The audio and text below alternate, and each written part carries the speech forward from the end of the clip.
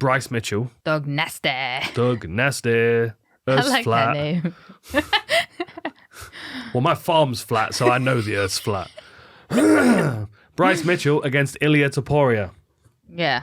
Hell of a fight this one is. This is fun. Hell of a fight. Really, really good grappling on both sides. So, see, they've got Bryce Mitchell listed as 15-1 on stats. And that's because of the Ultimate Fighter loss. You can't be counting that. Yeah. So, Bryce Mitchell, 15-0. Ilia Topuria, 12-0. Of course, Bryce Mitchell is a very, very strong grappler.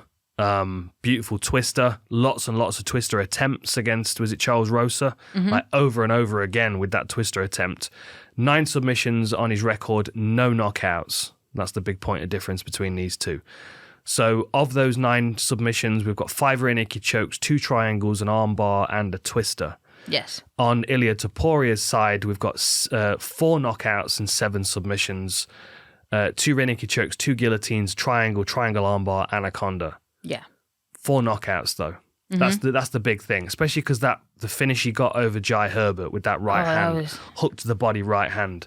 And you go back into Topuria's game and you look before he signed with the UFC, and the consistency was, I remember making a note of this for his debut. He either subs you in the first round or he stops you in the second generally. Like he's got some second round submissions, but a lot of his submissions are first round.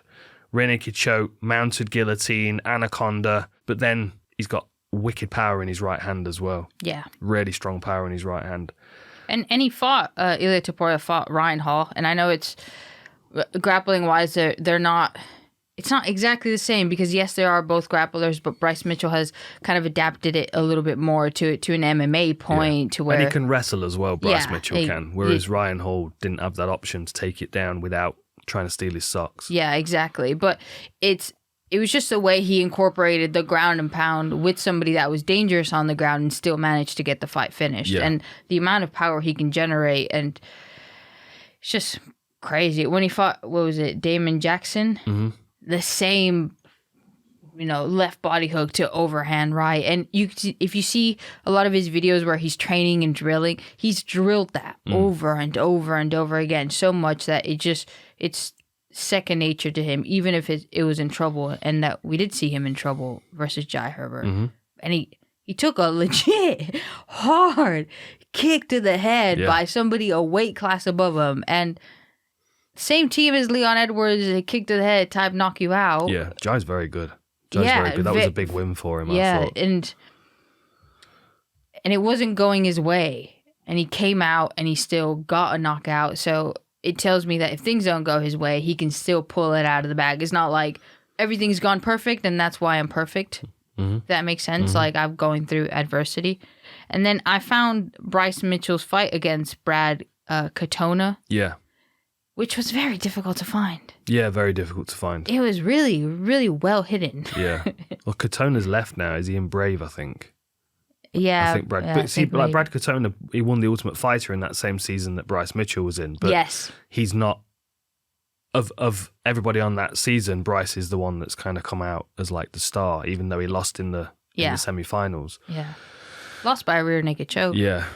Is it third round? Third round, yes, third round. There was so many good. Yeah, there's so many great exchanges in that fight, grappling wise.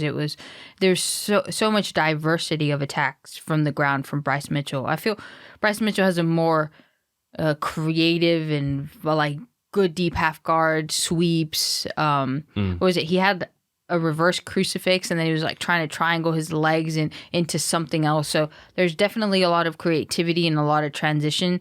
And I feel Ilia is more like to the point. Yeah.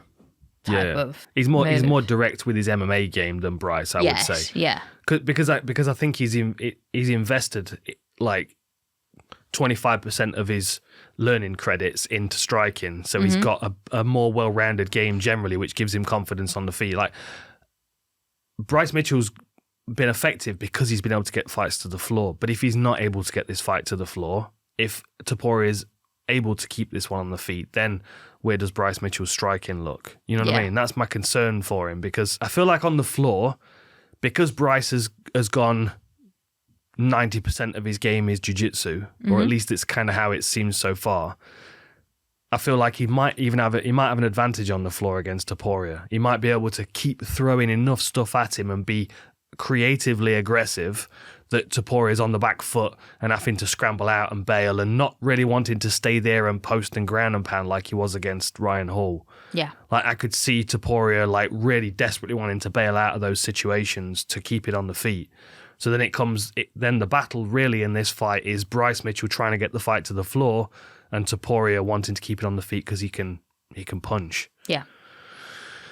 And he's Georgian, so Yeah, I feel like he's got I feel like he's got Greco in his background as well. Yeah, but like from his family and stuff. So I just feel that will help a lot. Yeah. Who wins on the floor, do you think?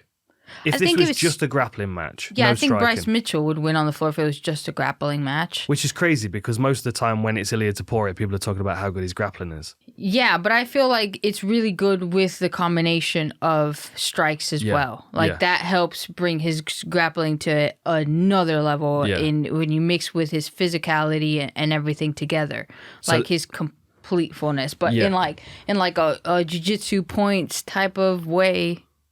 Yeah. You know what I mean? Like if you get like sweeps and good transitions and you get So could Topuria have beaten Ryan Hall in a jiu-jitsu match, do you think?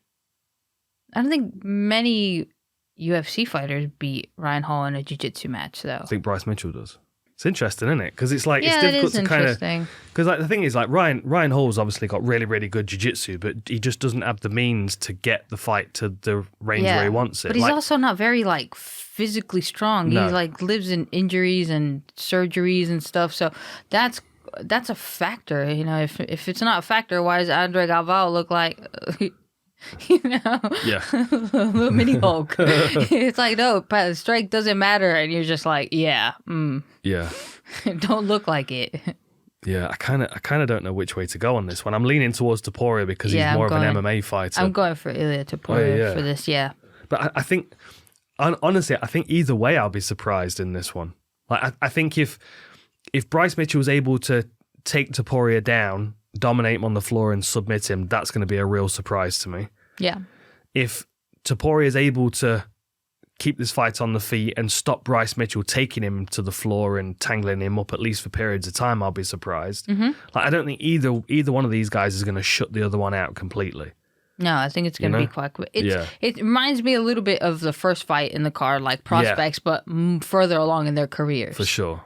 It's just it's so difficult to know which way it's going to go because they're both riding high. Like if anything, Topuria's had a couple of reality checks recently. Like say the Jai Herbert fight wasn't all going his way. No, you know not at all. So there's a little reality check there that hang on a minute, like people can better me in certain circumstances, and it gives him a bit more of a humility that maybe Bryce Mitchell doesn't have because it's not been. But don't you think he had it with Brad Katona? That's what I was saying, but that's 2018. Before the hype thing. Like you're talking 4 years has passed. Mm-hmm. He's on a 6-fight win streak, and since that point, everyone's like Bryce Mitchell. Yeah, they even give him his own shorts. There you go. Like, who has camo shorts? And that's like, it's a dumb thing to say, but also it just goes to show you that they're like, oh yeah, cool. That's they'll help him out. Yeah. Yeah, I'm gonna go for Ilia. Oh yeah. Yeah, I could sit on the fence about this one, to be honest. I'm gonna go Topuria. I'll go Topuria as well. Yeah, I'm proper on the fence about this one. I'll be watching this one minute by minute, wondering how this is going to play out because I think they're both very, very good. I've thoroughly enjoyed watching Bryce Mitchell's grappling skills and the way that he dominated Charles Rosa, and I know Charles Rosa's had a bit of a roasting by a couple of people on this card, but he's a tough, durable fighter. Yeah, he's good. He's a good black belt. You know what I mean? He's not the same level of grappler that someone like Bryce Mitchell can bring to the table. Yeah. And because it was so dominant by Bryce Mitchell, I was like, that was quite clearly a wake-up call for Charles Rosa. At the end of the fight, he was like, dude, well done. You know what I mean? He congratulated him straight away. Oh, I don't know. No, I'll go Topuria. Striking being the difference. Remember, this is MMA.